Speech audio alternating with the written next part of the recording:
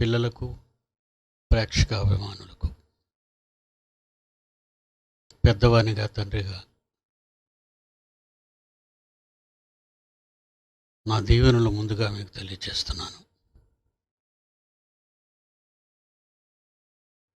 బైబిల్లో దేవుడు రాయించిన వాస్తవాలలోని కొన్ని సందర్భాలు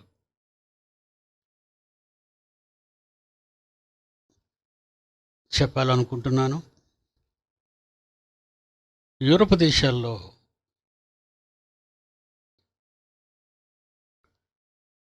ఇటలీ దేశం ఉంది. ఇటలీలో ప్రపంచంలో కరోనా వ్యాధితో ఈ రోజు ఉదయానికి మరణించిన వారి సంఖ్య 18,849. కరోనా వ్యాధితో నిన్న అర్ధరాత్రి దాటిన తర్వాత మార్నింగ్ వచ్చినటువంటి బులెటిన్లో ఇటలీ 18,849 చావులు చూసింది. రెండవ స్థానంలో United states of America. God blessed America అని కూడా అనుకుంటారు వాళ్ళు. నేనేమంటాం లేదు, మొదటి నుంచి వ్యతిరేకిని. దేవుడు అందరినీ ప్రేమిస్తాడు. దేవుడు అందరి వాడు, అందరికీ తండ్రి. ఈ దేశం వాళ్ళు వాళ్ళ గొప్పలు వాళ్ళు చెప్పుకుంటారు. ప్రపంచ పీఠాధిపతి అంటారు, అనుకుంటున్నారు. జనాలు అన్న పేరు అది. జనాలు అన్నమాట మనందరం విన్నమాట. ఈ అన్నమాటలు విన్న మాటలు వాస్తవాలు కాదు అని ఈరోజు సంభవించినటువంటి, భూమి మీద సంభవించి ఉన్నటువంటి తెగుళ్ళను బట్టి మనం అర్థం చేసుకుంటాం. దేవుడు నిన్ను కాపాడాలి అంటే నీకు అవమానాన్ని మిగిల్చడు, ఆధిక్యతలోనే ఉంచుతాడు. అందరూ దేవుణ్ణి ప్రేమిస్తున్నారు అంటారు, అందరూ దేవుణ్ణి మొక్కుతున్నారు అంటారు. నన్ను మొక్కాలి, నన్ను ఆరాధించాలి, ఈ మాటలు మనుషులు చెప్పుకునే బూటకప్పు మాటలు.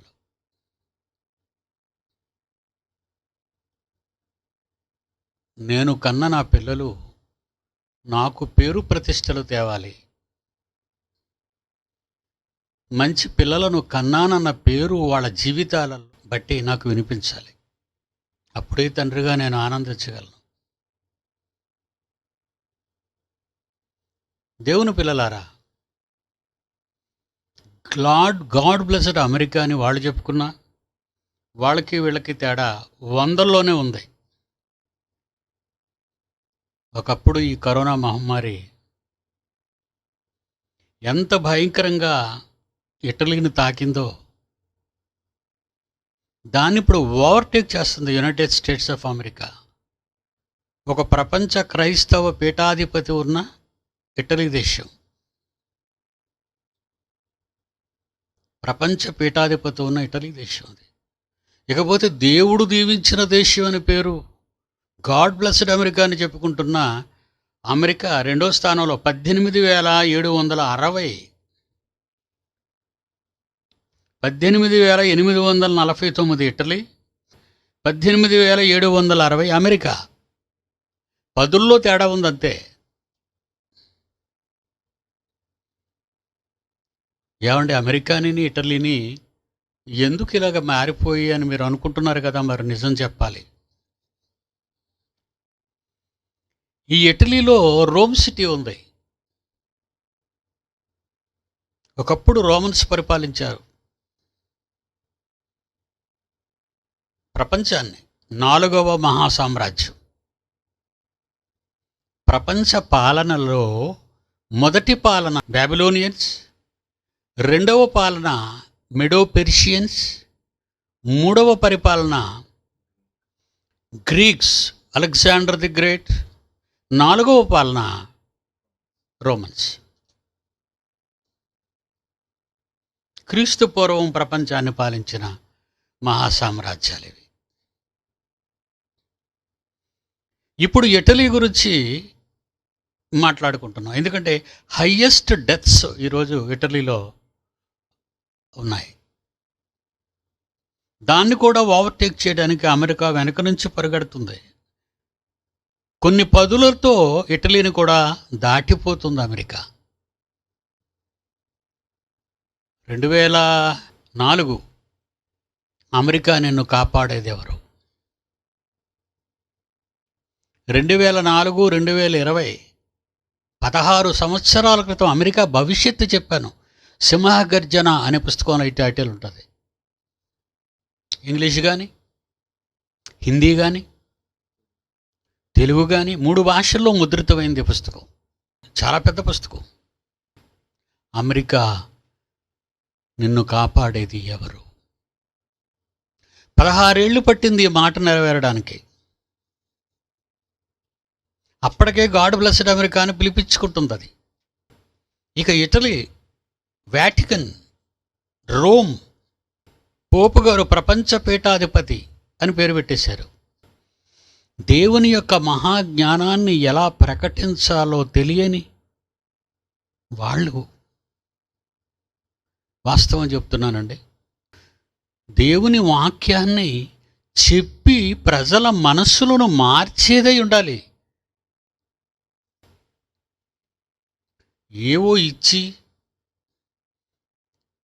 వాళ్ళని దేవుల్లోకి తీసుకురావటం అనేది ఇది మంచి పద్ధతి కాదు. ఆశలతో వచ్చిన వాళ్ళే తప్ప భక్తితో వచ్చిన వాళ్ళు కాదు వాళ్ళు. ఈ ఇటలీ గురించి కొంత చరిత్ర మనకు తెలియాలి. యూరోప్ దేశంలో ఈ ఇటలీ ఉంది. ఇక్కడ రోమ్ అనే పట్టణం ఉంది. రోమీలు పరిపాలించే కాలంలో సీజర్ చక్రవర్తి అక్కడే ఉండేవాడు. రోమా అనేది అక్కడ ఒక పట్టణం. రోమీయులు వాళ్ళందరికీ ముఖ్య పట్టణం అది. దేవుని పిల్లలారా, ఆ పట్టణంలో వాళ్ళు పౌలు కాలానికి, అంటే ప్రారంభ శకం 0లో యేసుక్రీస్తు వారు వచ్చారని మనం అనుకుంటే, క్రీస్తు శకం 33లో క్రీస్తు వారు మరణించారని మనం అనుకుంటే, క్రీస్తు వారు మరణించిన ఒక 25 సంవత్సరాల తర్వాత యూరోప్లోని రోమా పట్టణంలో పౌలు గారు వెళ్ళవలసిన పరిస్థితి ఏర్పడుతుంది. సీజర్ చక్రవర్తి దగ్గర నిలబడి మాట్లాడతాను అంటాడు. ఆ రోజులో సొంత తెగ యూదాగోత్రం వాళ్ళు ఆయన మీద అనేక నేరాలు మోపారు. ఆయన వచ్చాడు. రోమాలకు చాలామంది మారారు. క్రొత్త నిబంధన గ్రంథంలో రోమీలకు రాసిన పత్రిక అని ఒక పత్రిక రాయబడింది, చూడండి. అంటే క్రీస్తు శకం సుమారు 60, క్రీస్తు శకం 60లో ఈ పత్రిక ఆయన రాస్తున్నాడు. రోమాలో ఉన్న క్రైస్తవులకండి, ఫర్ యువర్ ఇన్ఫర్మేషన్, రోమాలో ఉన్న క్రైస్తవులకు క్రీస్తు శకం 60లో రాశాడు. అంటే 2020 ఇది. 100 సంవత్సరాలు గడిచిపోయాయి ఇప్పటికే. 60లో ఈ ఉత్తరాన్ని ఏమని రాస్తున్నాడు? మొదటి అధ్యాయం రోమీలకు రాసిన పత్రిక 26వ వచనం నుంచి మనం చదువుకుంటే కొన్ని సందర్భాలు మనకు బయటకు వస్తుంటాయి. వాళ్ళ క్యారెక్టరు, వాళ్ళు మారారు. ఎలా మారారు? అప్పటికే క్రీస్తు శకం 60కి వాళ్ళు ఎలా ఉన్నారంటే రోమన్స్ అంటే క్రైస్తవులు. రోమీలు క్రైస్తవులు అయ్యారు. అలాగే భారతదేశంలో ఉన్నవారు భారతీయులు క్రైస్తవులు అయ్యారు. అమెరికన్స్ క్రైస్తవులు అయ్యారు. ఇంగ్లాండ్ వాళ్ళు క్రైస్తవులు అయ్యారు. పోర్చుగీస్ వారు క్రైస్తవులు అయ్యారు. చైనా వాళ్ళు క్రైస్తవులయ్యారు, శ్రీలంకలోనూ క్రైస్తవులు ఉన్నారు. ఇలాగా ప్రపంచ దేశాలలో ఉన్నవాళ్ళు క్రైస్తవులుగా మారారు. వాళ్ళు ఎలా మారారు అంటే క్రీస్తు శకం 60 నాటికి వాళ్ళ భయంకరమైన దుస్థితి మీకు ఇక్కడ కనబడుతుంది. 26వ వచనంలో, మొదటి అధ్యాయం రోమాపత్రిక. అందువలన దేవుడు తుచ్చమైన అభిలాషలకు వారిని అప్పగించెను, వారి స్త్రీలు సైతము స్వాభావికమైన ధర్మమును విడిచి స్వాభావిక విరుద్ధమైన ధర్మమును అనుసరించిరి. అంటే స్త్రీలకున్న స్వాభావికమైన ధర్మం ఏంటి? ఒకరిని వివాహం చేసుకొని వాళ్ళిద్దరూ కూడా బైబిలులో దేవుడు వ్రాయించిన పద్ధతిలో కాపురం చేయాలి. భార్య భర్తకును, భర్త భార్యకును వారి వారి ధర్మములు జరిగించాలి అన్నాడు దేవుడు. పెళ్లి చేసుకొని విడిచిపెట్టి వెళ్ళిపోకుండా ఆమె తాను ఒక బాధ్యతలన్నీ తీసుకొని ఒక భర్త ఒక భార్య ఆ పద్ధతిలో ఉండమని దేవుడు బైబిలు వ్రాయించి పౌలు తన ప్రసంగంలో చెప్పి పత్రిక రాసినప్పటికీ వాళ్ళు ఎలా ఉన్నారట? వారి స్త్రీలు సైతము, రోమాలో ఉన్న క్రైస్తవుల గురించి చెప్తున్నానండి మాట, రోమాలో ఉన్న క్రైస్తవులు, వారి స్త్రీలు సైతము స్వాభావికమైన ధర్మము విడిచి స్వాభావిక విరుద్ధమైన ధర్మమును అనుసరించిరి. స్వాభావిక విరుద్ధమైన ధర్మమా? భార్యాభర్తలిద్దరూ నీ భార్యను విడిచిపెట్టి ఎవరితో పడితే వారితో పోవడం స్వాభావిక విరుద్ధం కాదా? నీ భర్తను విడిచిపెట్టి ఎవరితో పడితో వారితో పోవటం స్వాభావిక విరుద్ధం కాదా? నీకు భర్త ఉండగా అనేక మందితో తిరగటం స్వాభావిక విరుద్ధం కాదా? నీకు భర్త ఉండి విడాకులు తీసుకొని మరొకరిని వివాహం చేసుకొని అతను బ్రతుకుంటుండగా మరొకరితో పోయి వివాహం చేసుకోవటం స్వాభావిక విరుద్ధం కాదా? నీ భర్త ఉండగా మరొకరితో అగ్రిమెంటు, డేటింగులు చేస్తూ ఉంటే స్వాభావిక విరుద్ధం కాదా? ఏమండి, క్రీస్తు శకం 60 నాటికి రాస్తున్న ఉత్తరం ఇది. రోమాలో ఉన్న దేవుని పిల్లలని, క్రైస్తవులను చెప్పుకుంటున్న వారికి క్రొత్త నిబంధనలో రాయబడినటువంటి దేవుని మాటలు ఇవి. ఏమండి, బైబిల్ కలిగి బైబిల్ చదువుతూ స్వాభావిక విరుద్ధమా? అంటే ప్రపంచం బాగా చెడిపోయింది కదండి. అప్పటికే చెడిపోయింది. అప్పటికే చెడిపోయిన ఈ ప్రపంచానికి ధర్మాన్ని మరలా బోధించడం మొదలుపెట్టాడు క్రీస్తు వచ్చిన తర్వాత. ఒకసారి మరలా వాళ్ళ మెమరీస్లోకి, వాళ్ళ మనసును మార్చడానికి ప్రయత్నం చేశాడు ఆయన. ఏమండి, ఒక న్యూస్ వచ్చింది. ఆ న్యూస్ చూస్తే ఆశ్చర్యపోతామండి. ఈ టైమా, ఇలాంటి కాలంలోనా కరోనా సోకింది అనుకున్నారు అమ్మాయి తాలూకా తల్లి. వెంటనే బీహార్ ఆమెను అక్కడ తీసుకెళ్ళింది హాస్పిటల్. తీసుకువెళ్ళేసరికి అక్కడ ఏం జరిగిందో చూడండి. ఇది క్రిందటి వారం న్యూస్ అండి. ఇది కరోనా వైరస్ ఐసోలేషన్ వార్డులోని మహిళపై రేప్. 2 రోజులు డాక్టర్ అఘాయిత్యం చేశాడు. మన భారతదేశం అండి. బీహార్లోని గయా ప్రాంతంలో దారుణం జరిగింది. మెడికల్ కాలేజీ ఐసోలేషన్ వార్డులో ఉన్న మహిళ 2 రోజుల పాటు రేప్ చేయడంతో అతిగా రక్తస్రావమై మృతి చెందింది. విషయం కాస్త ఆలస్యంగా వెలుగులోకి వచ్చింది. కరోనా లక్షణాలు కలిగించడంతో సరైన్ మగద్ మెడికల్ కాలేజీ అండ్ హాస్పిటల్లోని ఐసోలేషన్ వార్డులో మహిళను చేర్పించారు. 25 ఏళ్ల బాధితురాలు పంజాబీలోని లూథియానా నుంచి బీహార్లోని గయా జిల్లాకు వచ్చింది.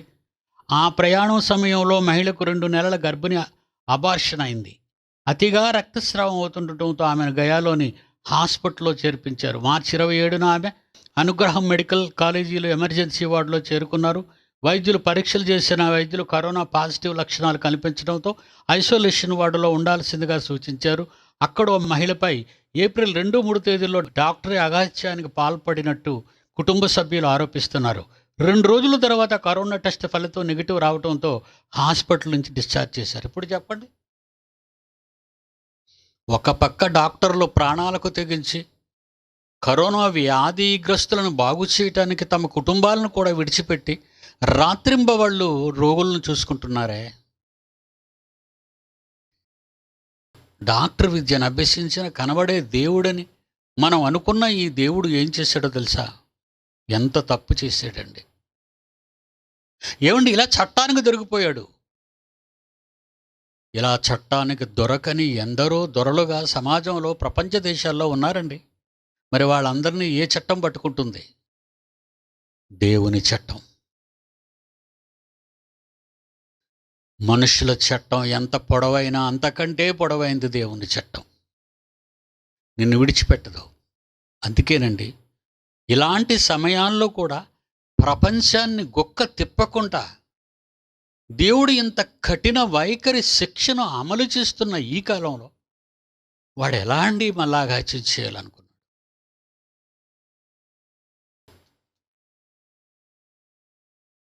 స్వాభావిక ధర్మాలు విడిచిపెట్టేశారా? ధర్మాలు లేవా? చివరికి ఎంతవరకు వచ్చిందంటండి ఈ ధర్మాలు? కుక్కని అనుభవించటం, ఆవుని అనుభవించటం, మేకలను అనుభవించటం, ముసలివాళ్ళను అనుభవించటం, చిన్న పిల్లలను సైతమని చూడకుండా వాళ్ళతో పోవటం. ఇంత దారుణంగా ప్రపంచ దేశాల్లో ఇన్క్లూడింగ్ అవర్ ఇండియా ప్రవర్తించినప్పుడు దేవుడెందుకు ఊరుకోవాలండి? వాడు మన పార్టీ వాడని వాడి మీద నో యాక్షన్, వాడు మన పొలిటీషియన్ అని వాడి మీద నో యాక్షన్, వాడు పదవిలో ఉన్నాడు కనుక నో యాక్షన్. అంటే నిస్సహాయతతో ఈ దేహంలో ఉన్న న్యాయం విస్తుపోయి చూస్తున్నప్పుడు దేవుని చట్టం ఎందుకు ఊరుకోవాలి చెప్పండి? అమెరికా అండి, గాడ్ బ్లెస్డ్ అమెరికా. అమెరికాలో సైరన్, అంబులెన్స్ సైరన్ వినబడితే న్యూయార్కులో శబ్దం విన్నవాళ్ళు గజగజలాడిపోతున్నారట. న్యూయార్క్ అంతటా ఇప్పుడు నిత్యం సైరన్ మూతలే వినిపిస్తున్నాయి. ఇళ్లలోనే బందీలుగా మారిన ఈ నగర ప్రజలను విరామం లేకుండా మోగే సైరన్లు భయపెడుతున్నాయి. సదాం హుస్సేన్ బాంబులు పేల్చాడండి గల్ఫ్ వార్లో. ఆ బాంబులు అమెరికా మీద, యునైటెడ్ స్టేట్స్ ఆఫ్ అమెరికా మీద పడకుండా వచ్చింది తిరిగి వెనక్కి వెళ్ళిపోయేటంతటి సైన్స్తో గోడ కట్టాడండి. అలాంటి అమెరికా ఈరోజు తన దయనీయమైన పరిస్థితి. అంబులెన్స్ సైరన్ వింటే వణికిపోతున్న న్యూయార్క్ ప్రజలు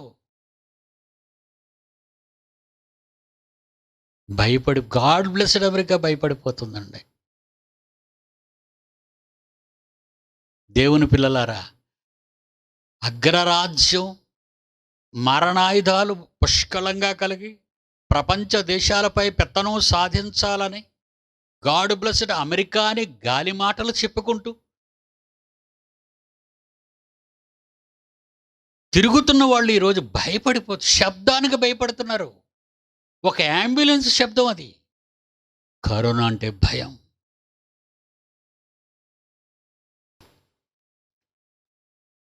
స్త్రీలు కానీ పురుషులు కానీ భార్యాభర్తలుగా వారి స్వాభావిక ధర్మాలను విడిచిపెట్టి స్వాభావికమైన ధర్మానికి విరుద్ధంగా అనుసరించారు. అటువలే పురుషులు కూడా స్త్రీ యొక్క స్వాభావిక ధర్మాన్ని విడిచి పురుషులతో పురుషులు అవాచ్యమైనది చేయుచు తమ తప్పిదమునకు తగిన ఫలము పొందుచు ఒకరి ఎడల ఒకరు కామతప్తులగిరి. కామమేనండి, ఒక ఆడదాన్ని చూడగానే కామమేనండి.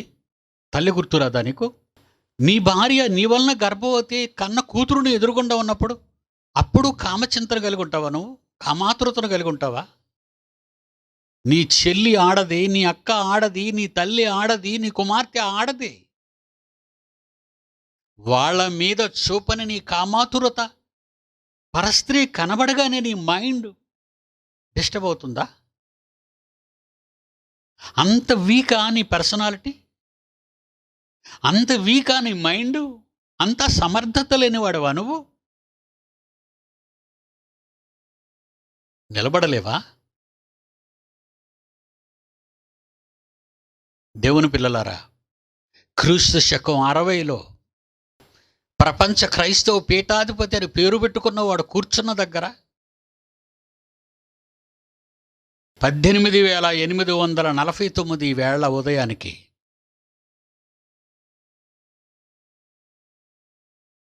ప్రపంచంపై పెత్తనం సాధించాలని మారణాయుధాల గుట్టను కలిగి ఉన్న అమెరికా, యుద్ధంలో ధీటైన సమాధానం ఇవ్వగల అగ్రరాజ్యం, చావులు, కరోనా.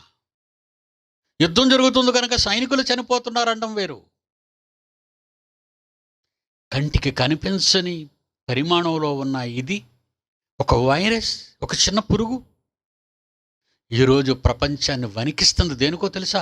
మనుష్యుడు చేసిన అక్రమాలు, పాపాలు. దేవుడి దగ్గర మోకరిల్లుతావు, దేవుడి దగ్గరికి వెళతావు, మొక్కును చెల్లించుకుంటావు, దేవుడికి నీకున్న సంపాదనలో కానుకిస్తావు, మళ్ళా ఇంటికొచ్చి చేస్తున్నవే పాపపు పనులు. ఏ తండ్రి అయినా ఒక్కసారి 2 సార్లు క్షమించగలడు. నీ జీవితకాలమంతా తప్పులు చేస్తుంటావా? నీ జీవితకాలమంతా నీ తప్పులకు మొక్కుబడులు చెల్లిస్తావా? నీ జీవితకాలమంతా నీ పాపములను వచ్చి ఒప్పుకుంటుంటావా? ఒక్కసారి బ్రతుకులో, మానవ జీవితకాలంలో ఈరోజు ఇన్ని వందల సంవత్సరాల తర్వాత ఈ వ్యాధి, ఈ కరోనా వైరస్ చేరగానే గజగజలాడిపోతున్నావు నువ్వు. నీకు కంటికి కనబడని పురుగుకు భయపడుతున్నావు నీవు. మహాదేవుడు అస్సలు ఆయనంటే భయపడవా నువ్వు? ఆయనంటే నీకు భయం లేదా? 60-70 ఏళ్ల ముష్టి జీవితం, 50 ఏళ్ల పైబడిన తర్వాత బ్రతుకులో ఏమి తినాలి, ఏమి తాగాలో వైద్యుల చేత ఎన్నెన్నో షరతులు పెట్టించుకుంటావు. బతకాలనే ఆరాటపడిపోతావు. సంపాదనక, అధికారానక, దోపిడీక, కామానిక. ఈరోజు ప్రపంచ దేశాల్లో ఉన్న ప్రజలు వాళ్ళ విచ్చలవిడితనం, ప్రజలను తన ప్రక్క చేసుకోవాలని, ప్రజలు తన గవర్నమెంట్ను పొగడాలని, ప్రజలు కోరుకున్న పాపాలకు చట్టాలు అనుకూలంగా చేస్తే నిన్ను దేవుడు విడిచిపెడతాడా? విడిచిపెట్టడు. యుద్ధం ప్రపంచ మానవాళికి బాగా పరిచయమైన పదం. యుద్ధం ప్రపంచ దేశాలను సైతం కుదిపేసిన పదం. మీలో యుద్ధములు, పోరాటములు దేని నుండి కలుగుచున్నవి? మీ అవయవములలో పోరాడుచున్న మీ భోగేచ్ఛల నుండియే కదా అని వ్రాయించిన దేవుని మాటలను మరచి, యుద్ధం అంటే తమ ప్రక్కన ఉన్న దేశాలను ఆక్రమించడమేనని, యుద్ధం అంటే తమ పొరుగు దేశపు వారిని హతమార్చి దోచుకునడమేనని అపార్థం చేసుకున్న ప్రపంచ మానవులు ఇప్పటికే 2 ప్రపంచ యుద్ధాలతో తీవ్రంగా నష్టపోయిన మరలా 3వ ప్రపంచ యుద్ధం వైపు వేగంగా పరుగులు తీస్తుండడం విచారకరం. ఒక దేశంలో తలెత్తిన అంతర్యుద్ధంలో విజయం సాధిస్తున్న దేశాధినేతలు తమ దేహంలో ఆత్మకు దురాత్మకు మధ్య నిత్యం జరుగుతున్న అంతర్యుద్ధంలో మాత్రం ఘోరంగా విఫలమవుతూ అపవాది పన్నిన కుట్రలకు బలవుతున్నారు. ఆదాము అవ్వల నుండి ప్రారంభమైన అపవాది జైత్రయాత్ర యేసుక్రీస్తు వారు ఈ లోకానికి వచ్చేంత వరకు 3 పువ్వులు 6 కాయలు అన్నట్లు 3 నేరాలు 6 మోసాలు అన్న చందంగా కొనసాగింది. అయితే క్రీస్తు వారు వచ్చిన తరువాత సాతాను జైత్రయాత్రకు అడ్డుకట్ట వేసి సువార్త ప్రకటనతో సాతానును చితక త్రొక్కి దేవునికి విజయాన్ని అందించాడు. మానవ దేహమే యుద్ధానికి కేంద్రమని, మానవ హృదయమే ఒక భయంకర యుద్ధ క్షేత్రమని, దానిని జయించిన వాడే దేవునికి నిజమైన ప్రియ కుమారుడని తెలిపే ఈ పాటను వినండి.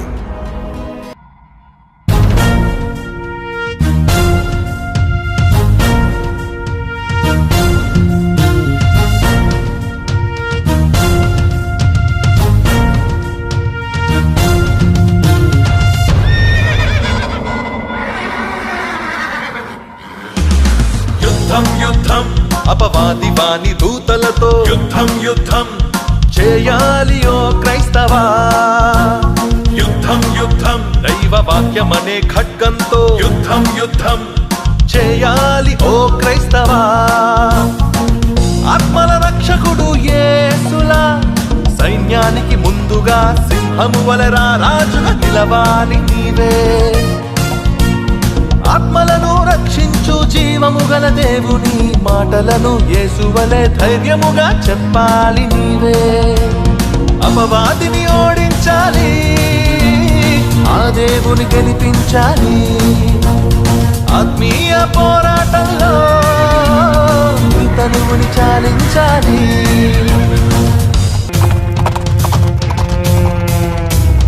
భూలోకము ఏలాలని ఎందరో రాజులు యుద్ధాలు చేశారని రాజ్యాలను స్థాపించుటకై ఎందరో రాజులు దండయాత్ర చేశారని సాటి మనుషులను చంపి రక్తపాతం సృష్టించి రాక్షసులుగా మారారు వారు నీతి న్యాయములను మరిచి అవినీతిని ఆశ్రయించి రాబందులుగా మారారు కయ్యను త్రోవ నడిచి కఠినాత్ములు నియంతలై క్రూరులుగా మారిపోయి పాలించారు దేవుని చిత్తం మరిచి దేహానికి లొంగిపోయి దుష్టులుగా మారిపోయి జీవించారు లోకమునే ప్రేమించి సత్యమునే ద్వేషించి సర్వాధికారం మాదేనని పాపముతో స్నేహించి నిత్యత్వమునే మరిచి సర్వాధికారులం మేమేనని ఆదియు అంతము లేని దేవుని ఆత్మను మరిచి అధికారం కొరకే వారు వర్రులు చాచారు అధికారమిచ్చిన దేవుడు లేడన్నారు అంధకార చీకటికి వెళ్ళిపోయారు యుద్ధమంటే రాజ్యాలను ఆక్రమించి పాలించుటయే కాదని శత్రువుల సైన్యాలను భీకరముగా హింసించి హతమార్చుట కాదని యుద్ధమంటే సైన్యాలతో దండెత్తి భయపెట్టుటయే కాదని సాటి వారి సిరి సంపదలు దోచుకొని పంచుకొనుటయే మాత్రము కాదని దేహములో పుట్టే నీ తప్పుడు కోరికలను హృదయాన తట్టే నీచమైన ఆలోచనలను పాపముగా మారే నీ దుష్టమైన క్రియలను అపవిత్రపరిచే తుచ్చమైన భావనలను సమాధి చేయడమే నిజమైన యుద్ధమని సజీవుడుగా లేవడమే నిజమైన విజయమని క్రీస్తు యేసు చేసెను నిజమైన యుద్ధము లోకానికి తెలిపెను యుద్ధానికి పరమార్థం మానవ దేహం అది యుద్ధానికి కేంద్రమని అపవాదితో పోరాడే భయంకర క్షేత్రమని మానవ హృదయం అది పాపానికి నిలయమని ఆత్మకు దురాత్మలకు జరిగేటి సమరమని క్రీస్తు యేసు గెలిచెను పాపమును ద్వేషించి లోకమందు నిలిచెను పాపులను ప్రేమించి క్రీస్తు యేసు గెలిచెను అపవాదిని ఎదిరించి పరలోకము చేరను తన తండ్రిని ప్రేమించి యుద్ధం యుద్ధం అపవాది వాని దూతలతో యుద్ధం యుద్ధం చేయాలి ఓ క్రైస్తవా జయశాలి కలం గలం నుండి వెలువడిన ప్రపంచ మానవ శాస్త్రాలను తలకిందులు చేసే అద్భుత ప్రసంగ ఆడియో వీడియో సిడీస్ మరియు డివిడీస్ కొరకు మరియు సంచలనాత్మక రచనలు గల పుస్తకముల గూర్చి మమ్మల్ని సంప్రదించండి. మా చిరునామా Bible open university India international, Akkayapalem, Visakhapatnam. మా ఫోన్ నంబర్స్ 08912745 745 మరియు 089127200027.